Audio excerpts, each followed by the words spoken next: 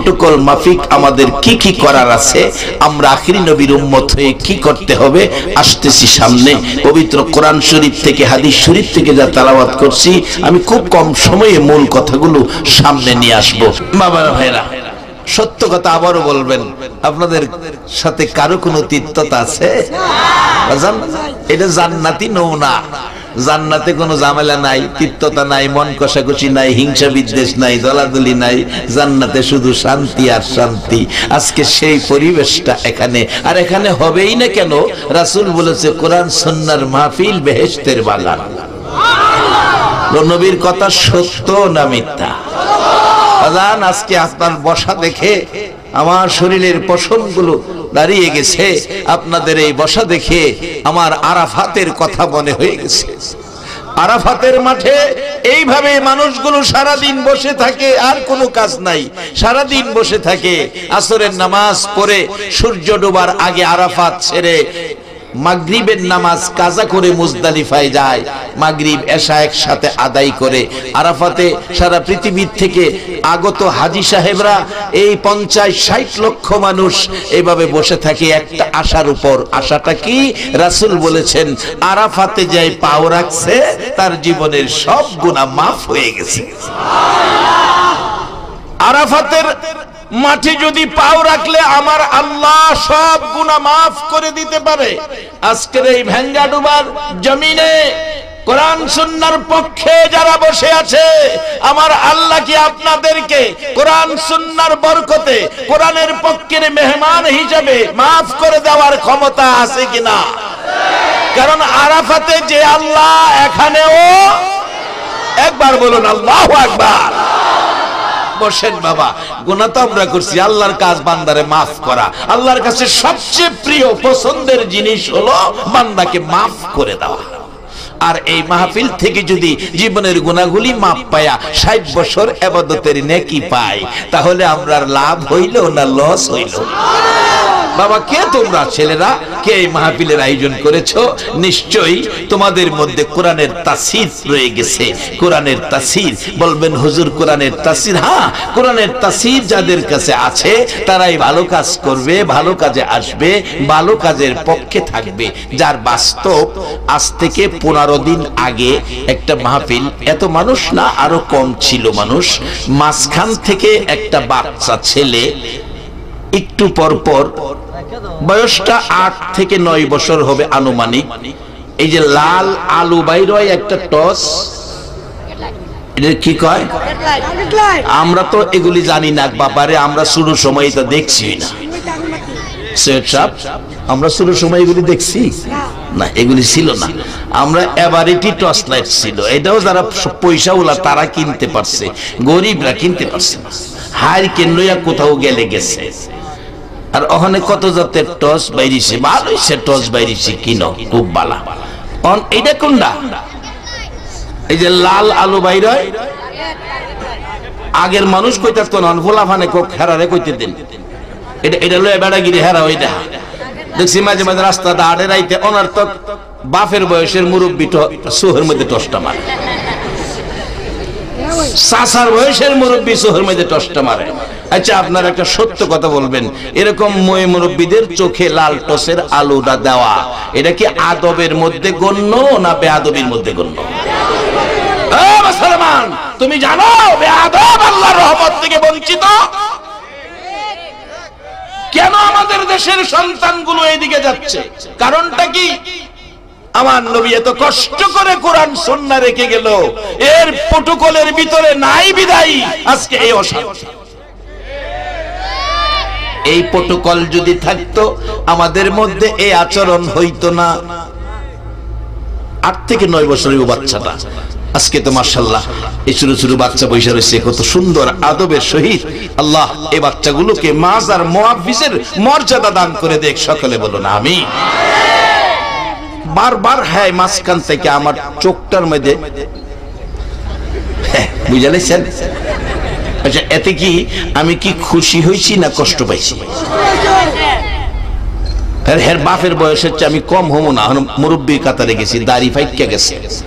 হ্যাঁ, আমারে বারে বারে এটা আমি ঢাকার দিকে জিগাইলে কয়, এটা বলে লেজার লাইট।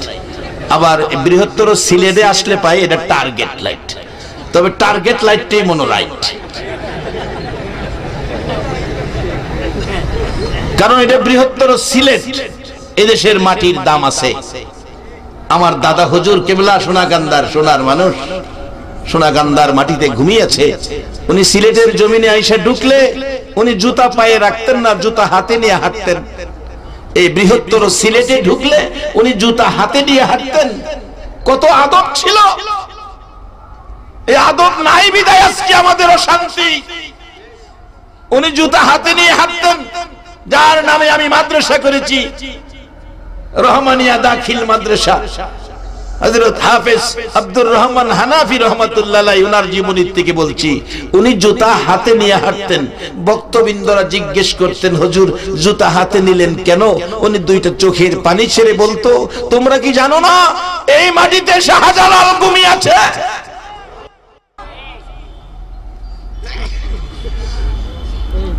শিক্ষা দিলেন আদব। আর এটাই ছিল আমাদের, এই ছেলে এই তুমি তো ওঠো, তুমি ওঠো ওঠো ওঠো, এই তুমি ওঠো, এই ছেলেটা, এটা এটা এটা এটা এই ছেলেটা, এই ছেলেটা, হ্যাঁ হ্যাঁ তুমি একটু এক সাইডে বসো, যাও যাও, একজনের জন্য আমি সারা মাহফিলের ক্ষতি করবো না। হ্যাঁ হ্যাঁ বসো। বারবার ছেলেটা এরকম করাতে কমিটির যুবকদের চোখে পড়ছে। দুইটা যুবক যাইতেছে, আস্তে আস্তে হেরে দৌড়বো। হ্যাঁ চালাক, বুঝালাইছে যে আইতাছে আমারে টার্গেট করছে। হ্যাঁ টসটা ছুট্টু, তো টসটা আস্তে করে সাথের আরেকজনের কাছে দিয়া লাইছে, দিয়া হ্যাঁ বালা মানুষ হয়ে বই দিছে। আমি তো দেখতেছি দুই যুবক যায় হেরে দৌড়ছে। ধরার পরে হ্যাঁ কয় আমি না, তো আমি না। তখন আমি বললাম, বাবা হেরে মাইরো না, হের তো দোষ নাই, হ্যাঁ তো বাচ্চা, হ্যাঁ বুঝে না, হ্যাঁ দোষ নাই, দোষটা গাছের মধ্যে। গাছ বাজার একটা সত্য কথা কইবেন, কাঁঠাল গাছ লাগাইলে কি কলা ধরবো? কাঁঠাল গাছে কি ধরবো? বুঝানোর জন্য পিছনে যাইতে হয়। কাঁঠাল গাছে যে কাঁঠাল ধরবে রে বাবা, ও নোয়াপাড়ার মা বোনেরা কান পাতিয়া শোনো গো মা, এটা অলি আল্লাহর দেশ, অলি আল্লাহর মাটি।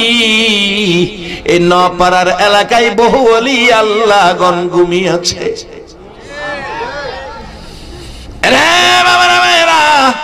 ও আমার কলিজার টুকরা মা বোনেরা, তোমরা যদি এখনো ভালো গাছ হও, গাছের ফলটা এখনো ভালো হবে। যার বাস্তব আব্দুল কাদের জিলানী রহমাতুল্লাহ আলাইহি, বয়স মাত্র 4, বয়স মাত্র 4। মা সকালবেলা কায়দা হাতে দিয়ে বলছে, আব্দুল কাদের মক্তবে যাও, মসজিদে যাও, মাদ্রাসায় যাও, কোরআন শিখো, আদব শিখো, কোরআন শিখো, আদব শিখো, আমানু হও, আল্লাহ ওয়ালা হও, আল্লাহ ওয়ালা হও, কোরআন শিখো, আদব শিখো, আমানু হও, আল্লাহ ওয়ালা হও।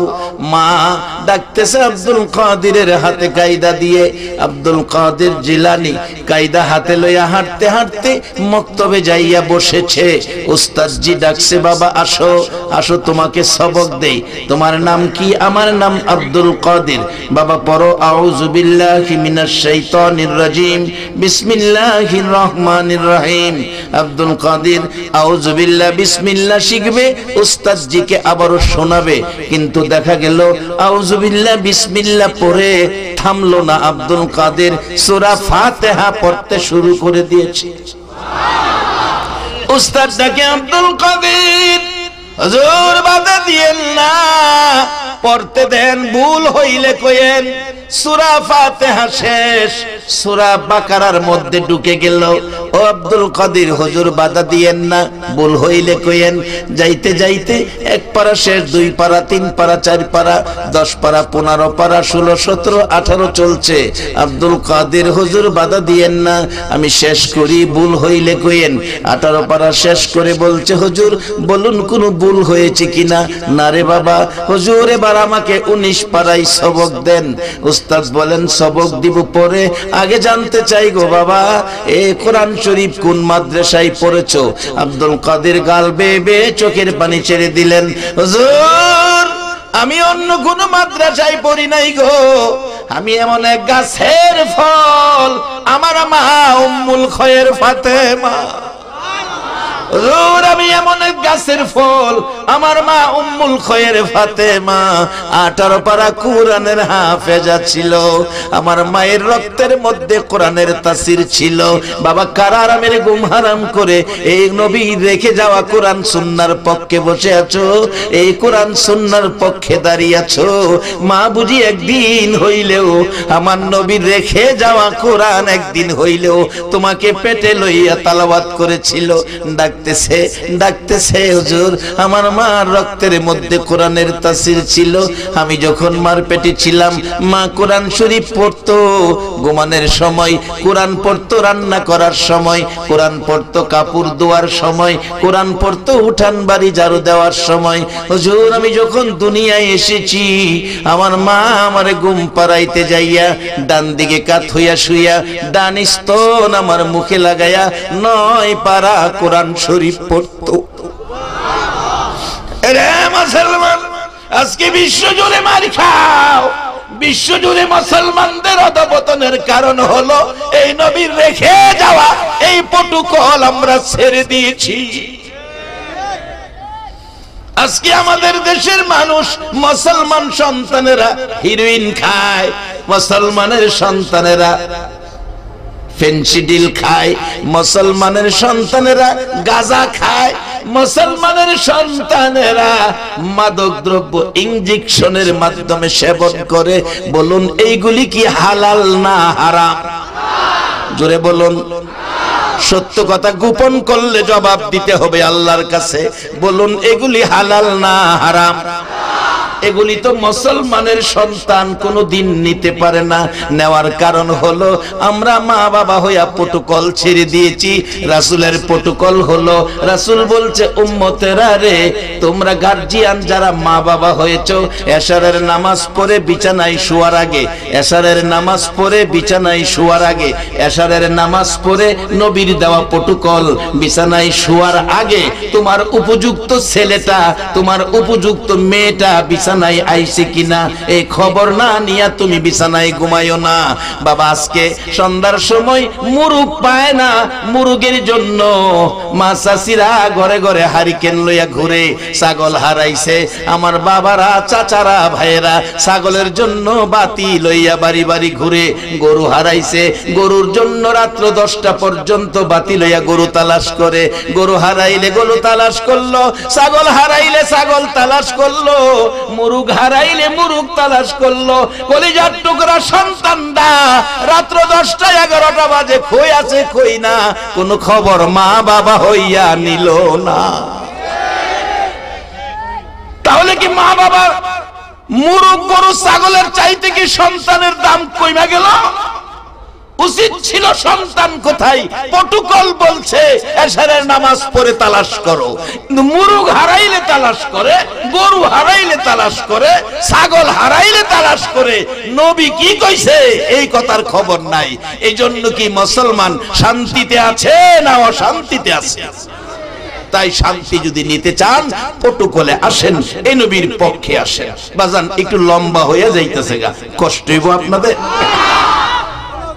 বসেন, জীবনের একটা রাত যদি রাসূল প্রেমে আল্লাহকে খুশির উদ্দেশ্যে কোরআন সুন্নাহর পক্ষে কবুল হয়ে যায়, জীবনের একটা ভালো কাজেই জীবন সার্থক হয়ে যাবে। কিভাবে হবে আসতেছি সামনে। মহব্বতে আরো কয়েকবার জিকির পড়ুন আল্লাহ আল্লাহ আল্লাহ।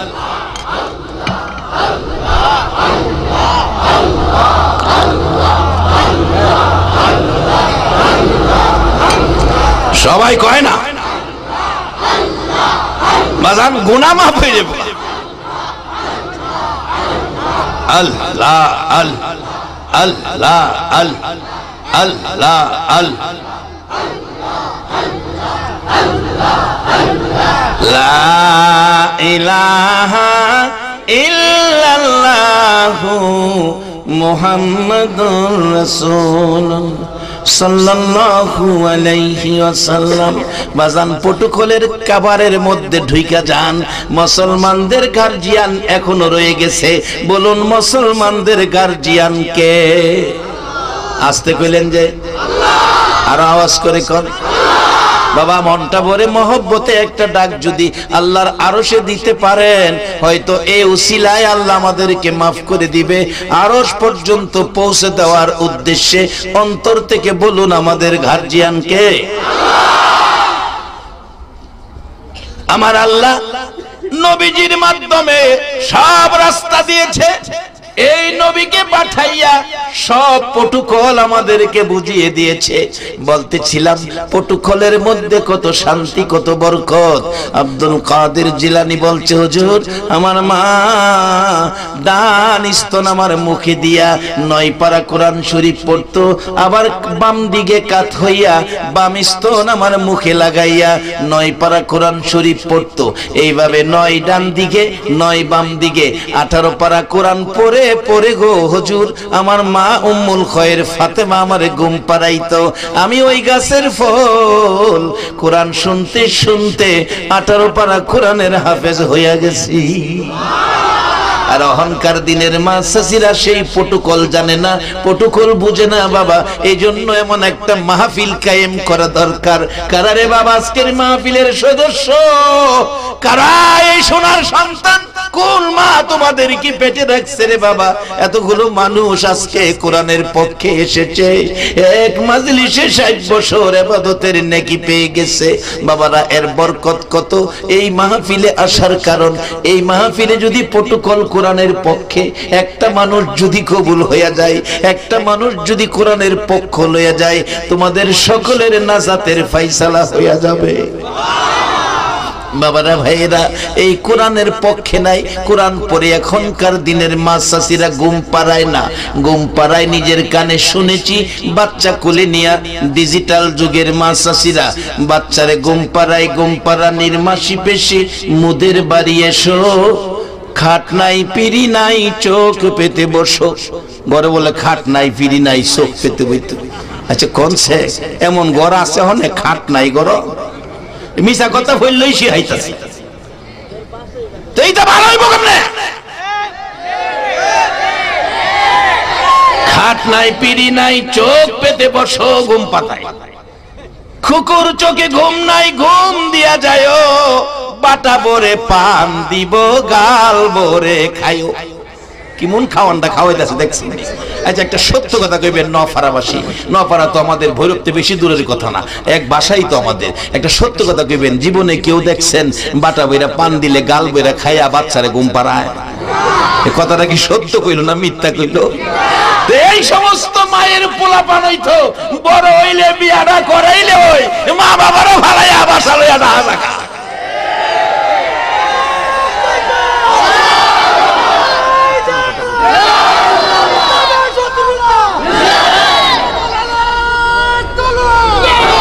বাবা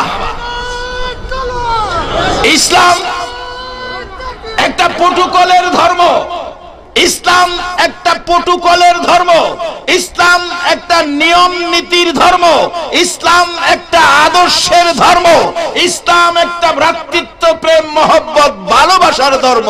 ইসলামে তিক্ততা বলতে কোনো শব্দ নাই।